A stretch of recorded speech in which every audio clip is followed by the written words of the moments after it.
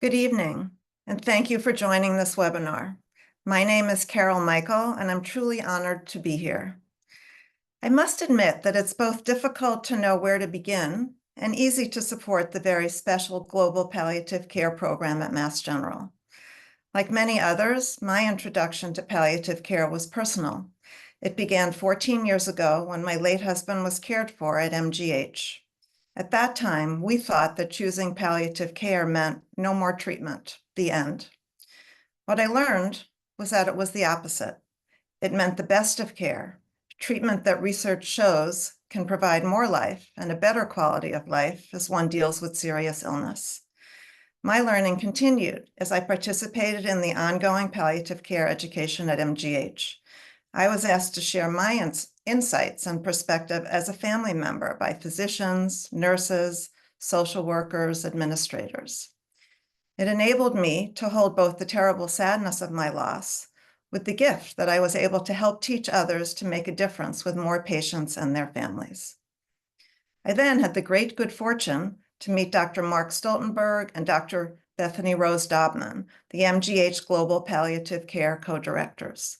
I traveled to Chile with them and Dr. Vicki Jackson to be part of the wonderful program led by Dr. Pedro Perez Cruz. Their ability to respect and honor and integrate the healing and wisdom of cultures that had been sidelined in the march toward modernity and combine that with the knowledge of today's medicine is truly awesome to witness. Welcomed into this incredible circle, I experienced firsthand the inspirational impact their work has on the lives of patients and families and communities around the world. These are the wonderful people that tip the universe toward goodness, a direction we desperately need today and whom we can support wholeheartedly. A bit of tech administrivia now. During this webinar, please feel free to submit questions with your name or anonymously if you prefer. Following Dr. Stoltenberg's and Dr. Dobman's presentation, there will be a Q&A session. Dr. Vicki Jackson, Chief for the Mass General Division of Palliative Care and Geriatric Medicine, will facilitate. Now it's my pleasure to introduce tonight's first speaker, Mass General Palliative Care Program Co-Director, Dr. Mark Stoltenberg. Carol, thank you so much for that incredibly kind and generous introduction. It's been such an honor partnering with you, and we're excited to continue in that partnership together. And welcome to everyone that's joining us this evening. So I'm very excited to take a little time and describe for all of you a little bit more about the MGH Global Palliative Care Program. So I think an important place to start is to just name what is the current context of access to basic palliative care around the world. Some of these statistics might not be a surprise to all, but I think it's important to note. So of the 58 million people who die each year, 45 million die in low and middle income countries. And currently, in the vast majority of those cases, palliative care access is minimal in most low and middle income countries around the world.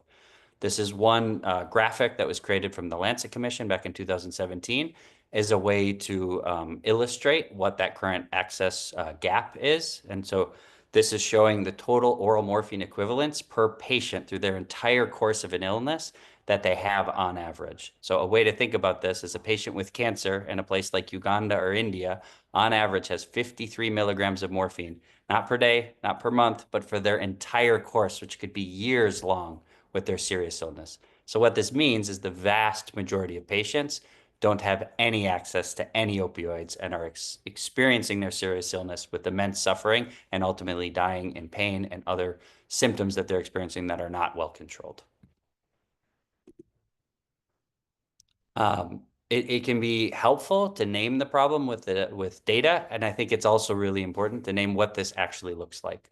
So I had the honor of starting to partner with leaders in Belize back around 10 years ago, and this was a hospital on the southern part of Belize. And I was working with the founder of palliative care in Belize, who's an anesthesiologist and is doing her best to grow palliative care across the country. But at this time, there hadn't been any trainings. There was very little access to any opioids for patients. And I met a patient with stage 4 lung cancer sitting in his room that didn't have a window, The family weren't sure, the clinicians weren't sure that you could use opioids safely to be able to manage his dyspnea. There wasn't a social worker to talk about where his family was and how he was processing what was going to happen next. And ultimately, he was in that room for 2 weeks before he finally died alone, in pain and short of breath. There are many good people in Belize trying to make this better, but that is what the reality is in these corners of the world where there still is not access to basic palliative care. So there's good news though. So some things have changed over the last 10 or 20 years, and it's part of what set up our MGH Global Palliative Care Program to start trying to make a difference together with a lot of other partners around the world. So one thing that's changed is the evidence base for palliative care has grown substantially over the last 10, 15, and 20 years. We now know, this was one of the hallmark studies that was done at Mass General Hospital with Dr. Jackson was a part of that study team back in 2010.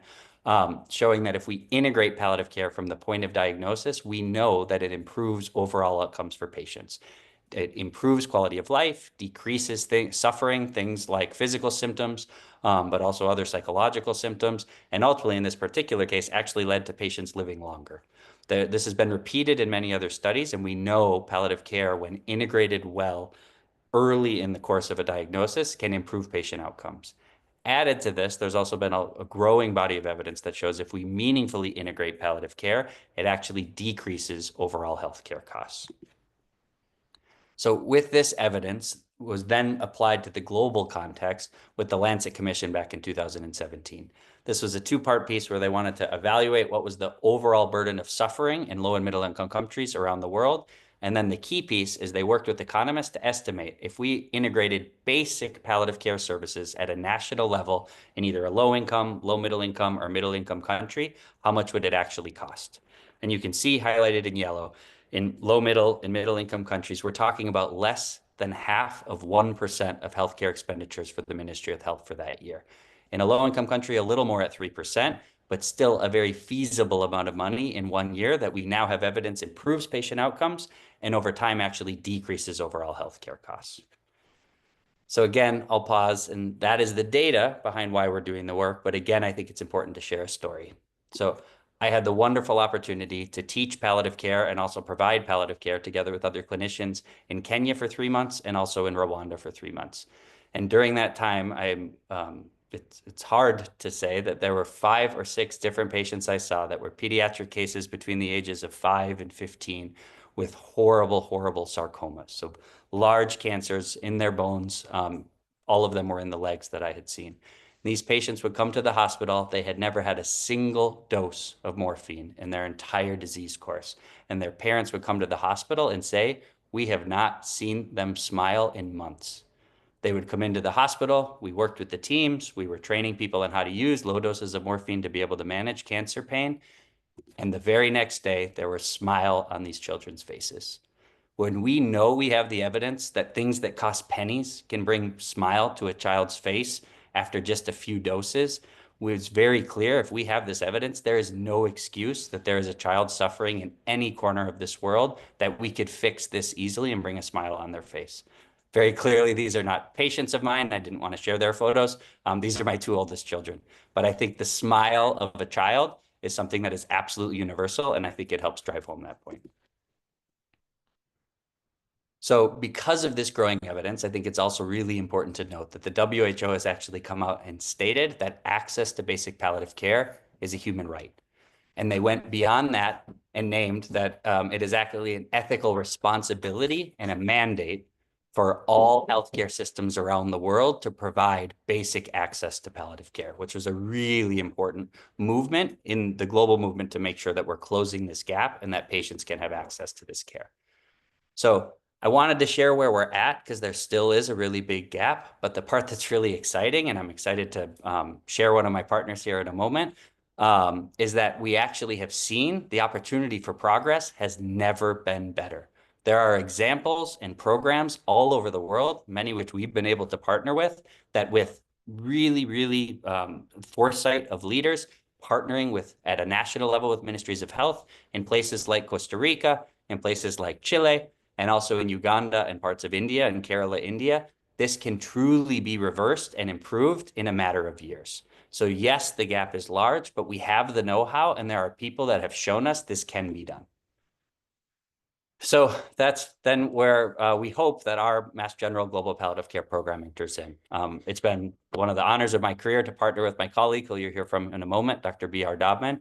And what we are seeking to do, and very much thanks to the support of Dr. Vicky Jackson, who you'll also meet, is to foster, as you can see in our mission and vision here, bi-directional collaborative partnerships to find people that are committed to bringing palliative care to the corners of their world where they live and they practice and they know the cultures, and bring the resources and the experience and things that we have at Mass General and we have in our Global Palliative Care Program to help them be as successful as possible so we can continue to grow as quickly and as exponentially as possible so we can close this gap so no one has to suffer unnecessarily. It's been wonderful to be able to partner all over the world. I wish we could highlight all of our wonderful partners tonight, but we're really going to focus on two. I'll introduce my colleague. I'm actually in Chile right now, and we'll talk a little bit about that partnership. And then I'll pass it over to Dr. Dobman to talk about our wonderful partnership in South Dakota. So very briefly, I'm going to embarrass my friend before I pass it over to him. We've been partnering with Chile and with Dr. Pedro Perez and his palliative care team since 2016. I will say I've worked with a lot of people across Latin America. This is truly one of the most remarkable palliative care teams of all of Latin America. They are international leaders in education, in research, and also clinical care. So we started partnering back in 2016 to find where could we partner together, bring some of the resources, the mentorship, and the guidance of people like Dr. Jackson to continue to expand the impact and see if there was a way to create a hub here that could help not just in Chile, but in the rest of Latin America. And through that partnership, there's been a number of accomplishments that we're really proud of. We created a communication course initially back in 2018, then created a basic diploma course that continues to this day that trains interdisciplinary colleagues all across Chile. And then the real sort of our piece that we're the most proud of is we created an advanced palliative care course that was initially modeled off of a course that's Harvard, but we've now thoroughly adapted to Latin America that we teach for a week in the fall and the week in the spring every year. We're excited to say we're in the 4th year of teaching that course. It is now expanded to this year. We had 140 applicants for that course. We have 26 people that are taking it right now that we're 3 days into the 5 days of the first week, coming from 9 countries across Latin America. And we were incredibly grateful that through partnerships with philanthropy, there were 5 scholars that we were able to bring from lower income and lower resource parts of Latin America where the access to palliative care is the least, so that they would be able to take the course. Here's a photo of the 5 that we were able to support this year, which was in addition to the 3 we had last year and the one before it. So we are just so excited how this has continued to grow. It's been one of my favorite parts and the things I'm the most proud of in my career. And now I'm really, really excited that you can meet our wonderful partner that we've been working with through all of this, Dr. Pedro Perez. Thank you, Mark. Well, my name is Pedro Perez Cruz, and I'm an associate professor in palliative medicine at Catholic University here in Santiago, Chile. And we have been partnering with Mark, Vicky, BR, and the Mass General Global Palliative Care Program for the last 8 years. They have helped our team during the last 8 years in so many different ways. They initially provided training for our clinicians to improve our clinical skills. They have also helped us to acquire teaching skills. And finally, also, they helped us to develop and design 2 different palliative care courses to expand the knowledge to a larger community here in Chile and in our region. When we jointly developed this program, and after 4 versions, the version that we're currently running, we increased the number of students participating from 13 to 26 students from 9 different countries today. And one of the things that really makes me proud and confirms that this partnership has had a huge impact is to watch my colleagues, who were the first students in this collaboration program, become now the teachers of this course. And also to watch alumni of this course taking leadership positions throughout Latin America. So what the Mass General Global Palliative Care Program aims to achieve really contributes to make a significant and real impact in the lives of many clinicians and patients, and not only locally in Chile, but also regionally. Thanks, Pedro. So I hope what this highlights for all of you, and the last point that I want to make before I pass over to Dr. Dobman, is that we really are in a new phase of development for global palliative care. For the prior 10, 20 years, what we really needed was to create the models. What is palliative care? How do we measure it? How can it best help patients? How do we implement it across the system? We certainly need to continue researching that. There are always ways to improve, but we have good models for how to implement basic palliative care. So where we're at now, it is time to grow and implement. We need to scale exponentially so that we can close the gap as quickly as possible, so there is not a child or grandmother in this world that is suffering unnecessarily that we can fix with basic tools that we know what they are and they know how they work. So we're excited to share this work with you. We look forward to partnering with any of you that might be interested in joining. And with that, I will pass over to Dr. B.R. Daubman. Thank you so much, Dr. Stoltenberg, and Carol, thank you so much for highlighting our work and being present. We're so grateful for all of you for giving us the opportunity to share a little bit more. This may seem like an odd choice, but I'm going to actually share about our only partnership that exists within the US. But as a team, our global palliative care program really defines the word global inclusively, that it just means everyone, everywhere, every time really deserves access to culturally responsive palliative care. For the past 5 or 6 years, we've had a partnership with 3 tribal reservations in the Great Plains, and I'd love to share a little bit about the work that our team has been doing. I want to make sure I acknowledge I'm one tiny part of a large tribal academic partnership, and really the people who are doing the bulk of this palliative care work are our community health workers, Paige Fastball from Maine Tobacco and Caroline Spotted Tail. So I wanted to make sure that I acknowledge all of their incredible work as well as that of our team as well. So this partnership began in a little bit of an unusual way, but MGH has had a rural health partnership for well over a decade with one of these tribal reservations where clinicians actually come from MGH and fly out to South Dakota and make the long trek to this reservation community and provide clinical care in Indian health services there. As you might imagine, there are lots of challenges that exist to accessing healthcare in these reservations. The size of the land, these reservations are large, they're rural, they're often very isolated, and if you want access to any type of specialty care, often that's a 5 or 6 hour drive if the roads are passable. And there are innumerable systemic injustices that many of these patients face. So there's lots of challenges. But whenever our clinicians at MGH asked, what do you want us to focus on? How can we really partner with you in a way that's most meaningful? Inevitably, the answer that these elders would give is we want to be able to be born on our land and die on our land.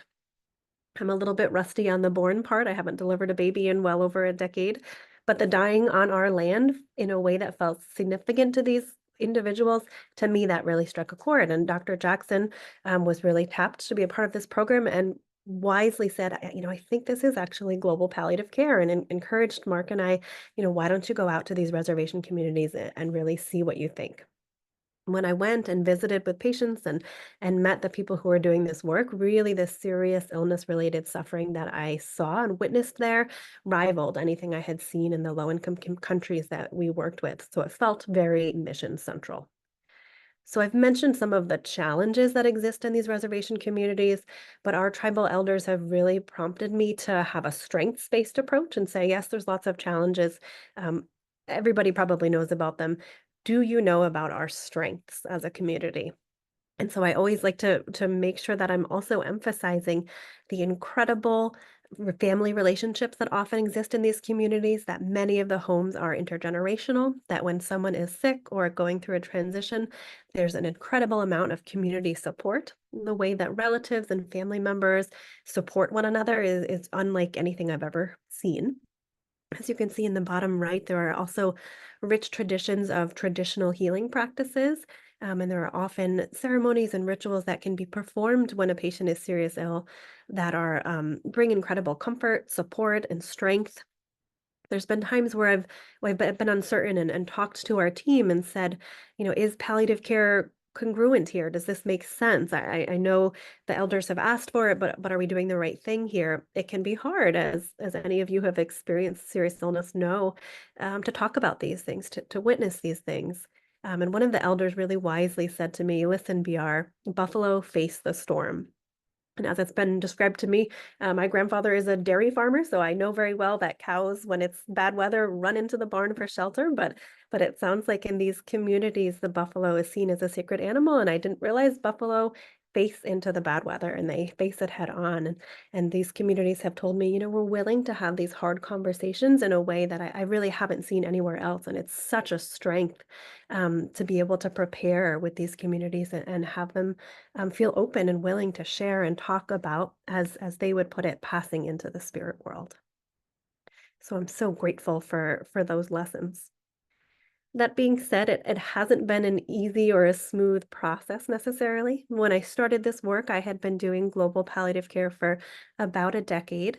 And so I thought I was pretty good at least the beginning steps of it. Now, of course, whenever we're partnering with another country, with another community, of course, we want to be culturally humble, and palliative care looks different and should look different wherever it is. And so there are different aspects of palliative care. How palliative care is translated or interpretive, of course, is always different. And I thought I had a little bit of a framework of how to do that in different communities. But I'll say it took a good year. I tried different language, we tried different analogies, metaphors.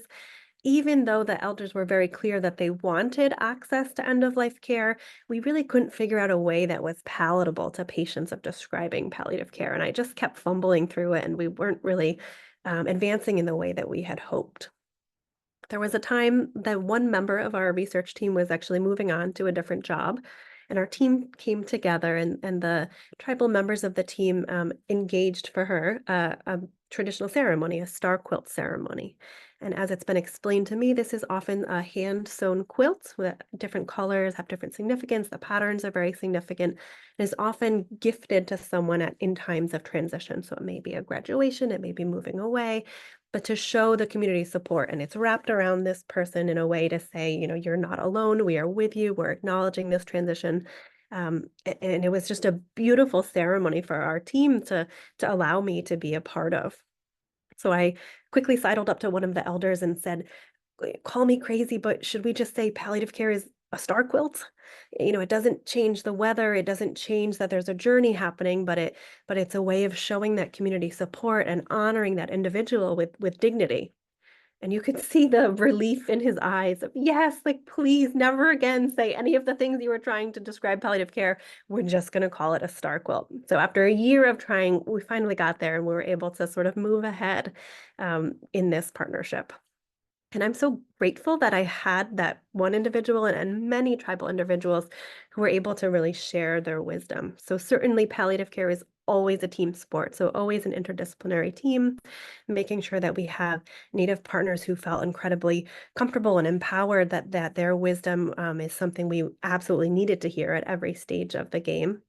And one of the individuals that has been one of our most key partners is a former chief tribal judge in these communities. I've never had a judge or a lawyer as a key member of my research or a clinical team, but in this case, his ability to understand the ethics involved in palliative care, to reach out for community support, to really work with tribal advisory boards has been indispensable. And then every aspect of our work is guided by 3 community advisory boards consisting of enrolled tribal members, of patients, of caregivers, of tribal elders. And very quickly, we saw how powerful and impactful traditional healing was. And so we're so grateful that we've had some traditional healers be willing to partner with our team. So it's a big team that I'm so grateful for, and everyone brings different strengths to the table. I'll highlight a little bit more. Even beyond that team, it became very clear early on that I was not the right person to be providing palliative care in the homes, that it really should be care that is provided by members of one's own community. And so we had community health workers that we were partnering with to train in palliative care skills. And again, our tribal elders said, community health worker feels a little sterile. That's not exactly the right language. And one of our elders really helped us develop, using the Lakota language, the word Wowokia. So we call our community health workers Wowokias. And you can see here the translation here, that these are people doing something good, doing something natural, collectively working with the patient and family and accompanying them on their journey. And so again, I never would have been able to come up with that. And I'm so grateful that the language of Wowokia has really resonated with our patients and families. So here's a picture of a few of our Wowokias here. And after they started seeing patients, we were able to really target some of the hard points. You can probably imagine that caring for seriously ill patients within your own reservation community could be challenging on a number of levels. And so we engaged in a 2-day long workshop, a training to really help hopefully advance the skills and provide resiliency and support for our Wowokias. I love PowerPoint. I had hundreds of slides. We had some scenarios. We were going to role play as a team so we could workshop the best way to engage in some of these conversations. And our Wowokias were good sports, and we finished the first day. And one of them took me aside at the end of the first day and said, BR, that was great. Thank you so much. Just have a little suggestion. Tomorrow, I think what we don't need is more slides, more learning. I think what we really need to do is to pray for our program. And she said, I'm happy to share with you all how we could do that in a traditional way. And she was so generous and really bold in asking and really sharing her wisdom of really what we needed to do to make this a culturally responsive program. I'm so glad she did. And so, of course, we scrapped all the training we had. We actually took a little team field trip. So this is Bear Butte, a sacred mountain in the Lakota tradition. And so those who were willing and able were able to climb this mountain as a team.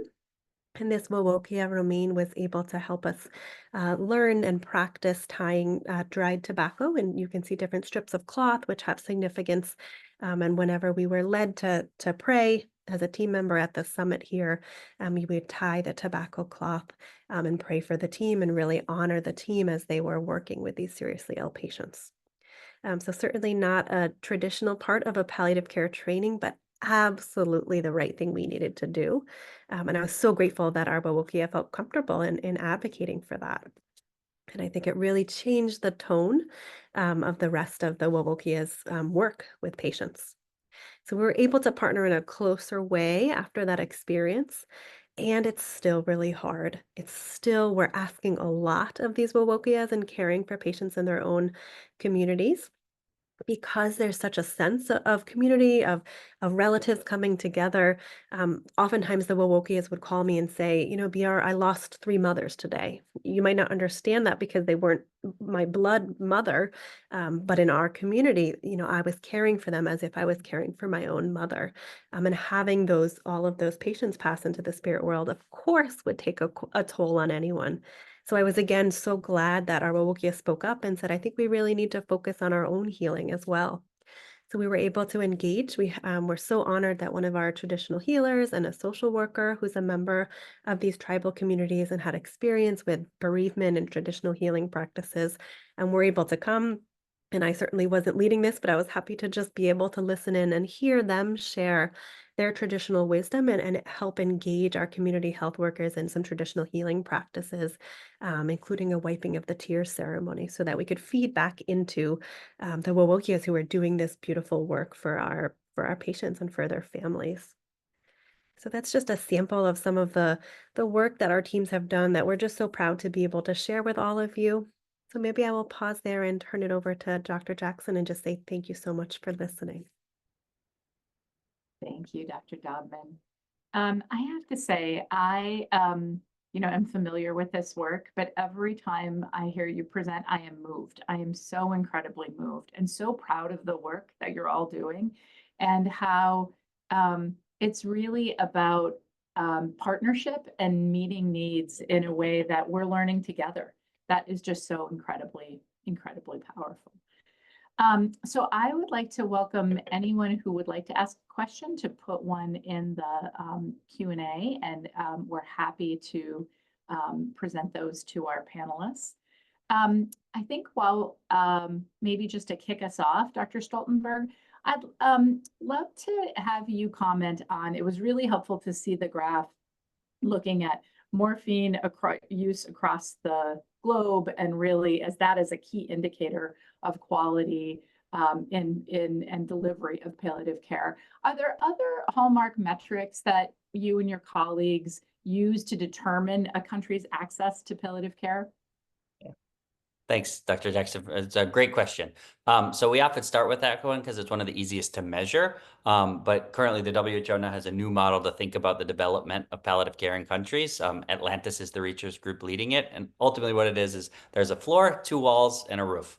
So the floor are laws. So you need public laws and Ministry of Health emphasis to emphasize palliative care. Note that it's going to be something that needs to be implemented in the system. And then the 2 walls, one is access to essential medicines, which that's the easiest to measure, which was the opioids.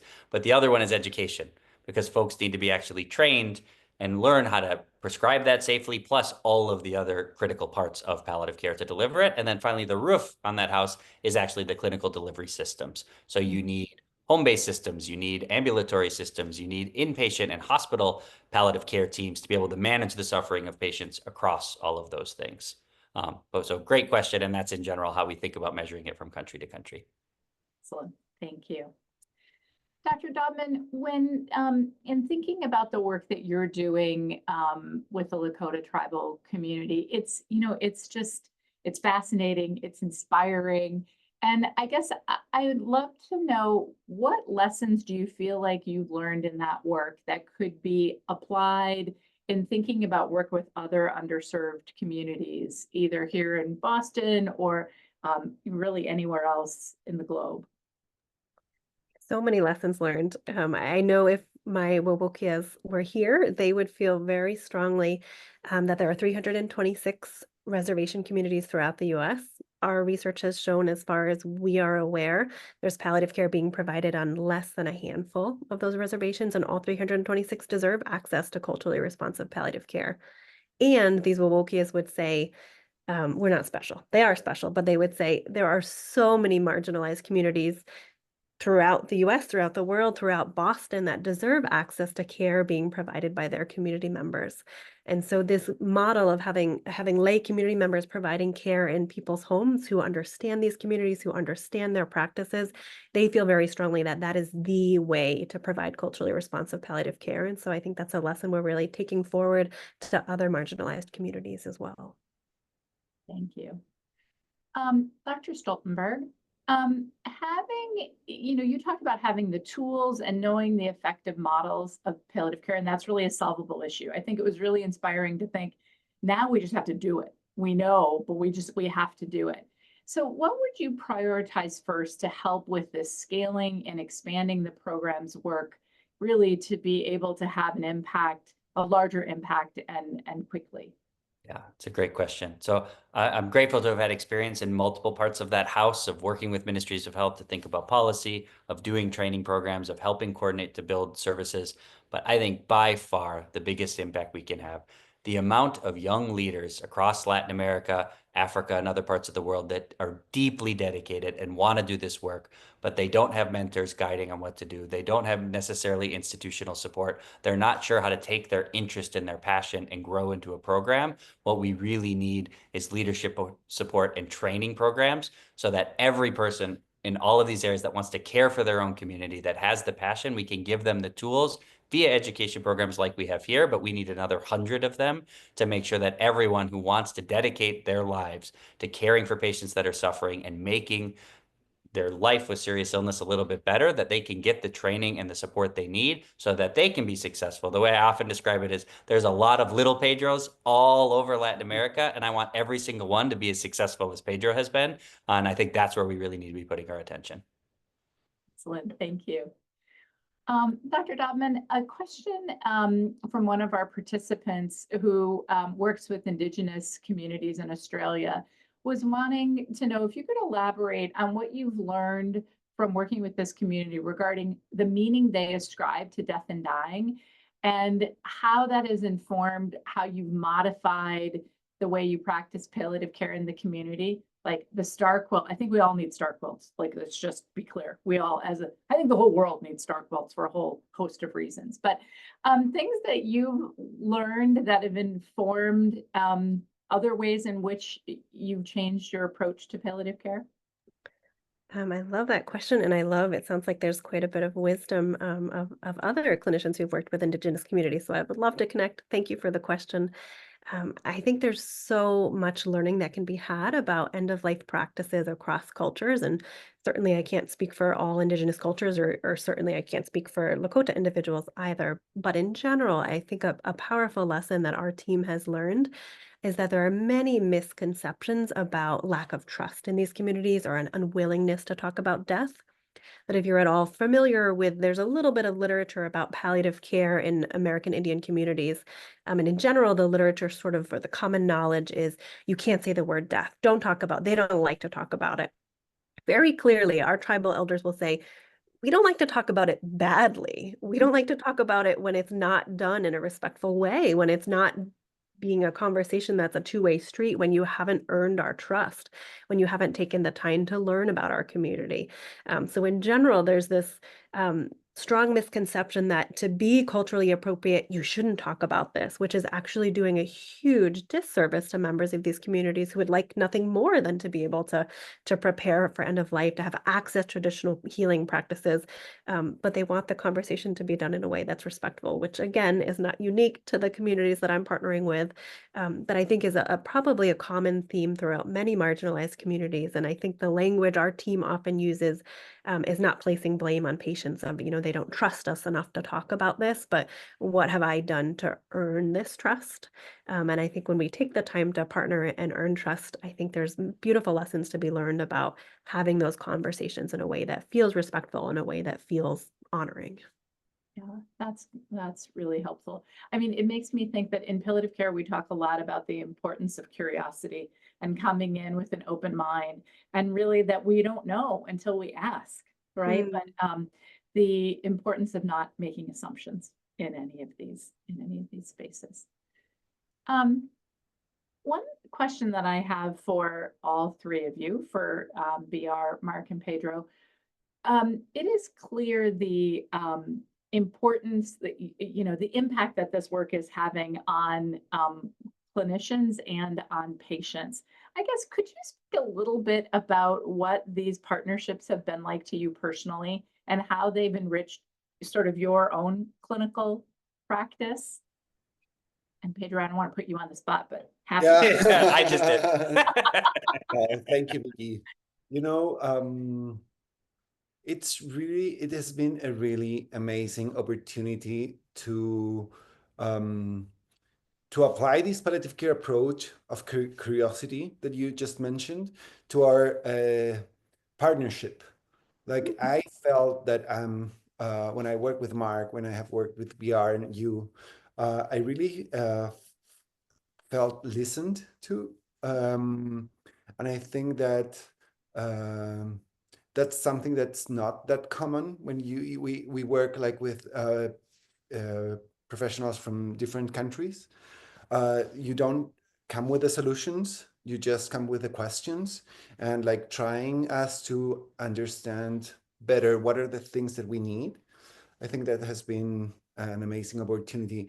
And in the same way, I think we have learned to trust in ourselves and to also feel that we contribute to the development of the work that you, Mark, and BR do where you work. So I think it's like this bi-directional collaboration that has been very, very, a very strong experience. Yeah.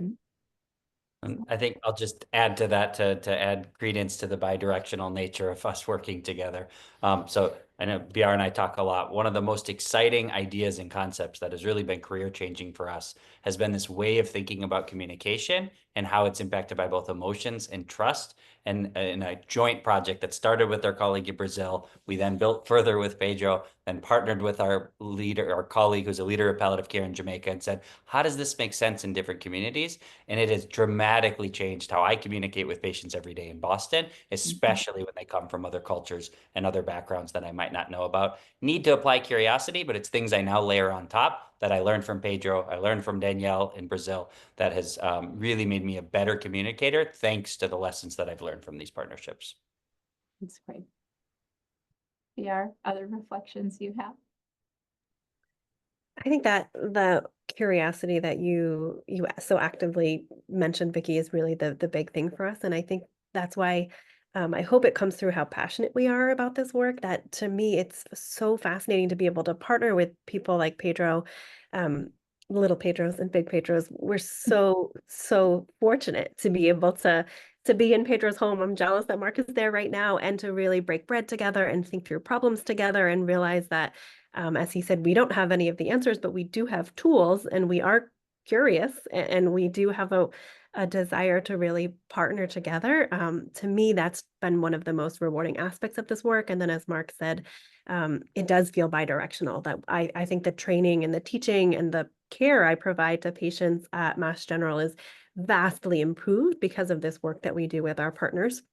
We were very lucky to be able to bring Pedro and those 2 other Brazilian and Jamaican colleagues to teach our palliative care division, to teach our residents, to teach all throughout the Harvard system. And to me, that was the privilege of a lifetime to be able to really show them off and say, it's the wisdom that we have here that can really benefit our communities in Boston as well. So we're so fortunate, and I hope that comes through. It does. It does. Dr. Stoltenberg, another question for you related to access to opioids. And it was just really heartbreaking to think about anyone suffering, but certainly these young children suffering without access to just basic care. And the question is, are you partnering with developing country governments and pharmaceutical companies to improve access? And what are other ways, in addition to the education and related to clinical work, that can help solve some of these problems? Yeah, that's a great question. So since it's now the 10-year anniversary of the declaration, when the WHO named that this needs to be a mandate, that there has to be access to basic palliative care all over the world, there have been a lot of folks working on it, but just now over the past year, there's a working group that's meeting every 6 months. I've been honored to be a part of that working group. So there are a lot of people in that group specifically focusing on this. So I think what we know is, to start, there are absolutely changes in policy that have to occur. And working with the INCB, or the International Narcotics Control Board, together with ministries, there are, again, guided ways that leaders from that WHO working group have helped in other countries, that there are step-by-step tasks that can be done, that in a matter of 1 to 2 years, you can steadily start to increase the access. And that never can go without also education and training, so folks know the right patient populations where this is needed and beneficial, the patient populations where the evidence isn't as strong, and things like chronic pain that we need to make sure we're being careful, and also making sure that accessibility is safe. So we do have those evidence-based ways. There are people working on it. A lot of it, the initial steps for the countries where there's no availability, is really at the governmental level and international level. But then very quickly after that comes in the training and the education, where we are directly partnering with people in a lot of different corners of the world to make sure that there's adequate training so people can be prescribing safely and effectively for the patients that need it.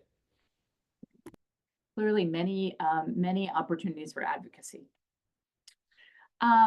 BR, here's a question for you. Could you say a little bit more about the role of the family as caregivers? How do you think about their strengths in that space, and what are needs of those caregivers that might be overlooked?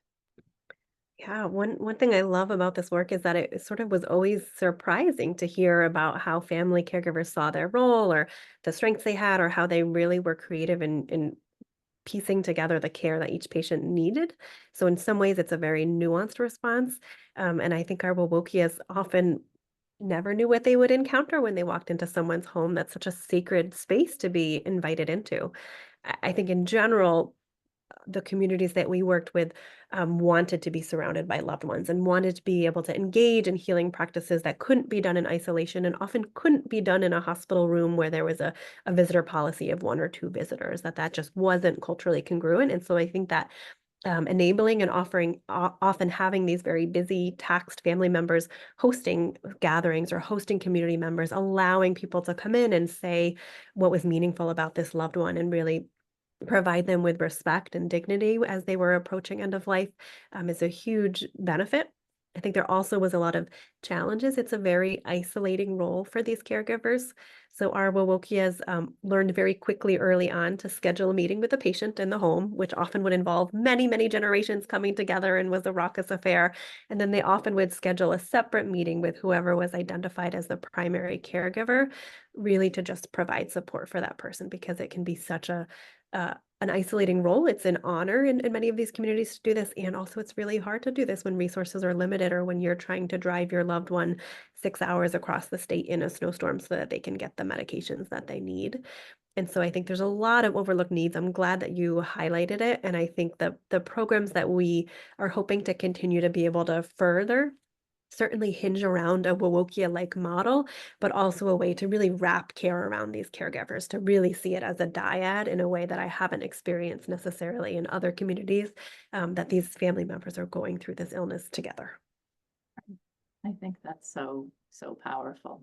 I think I always say we all in palliative care, we all have to be in the deep end of the pool together. And how do we support one another? And that the caregivers are so, the wellness of the patient only does as well as their wellness of their caregivers. And how do we have ways that we really support them in that?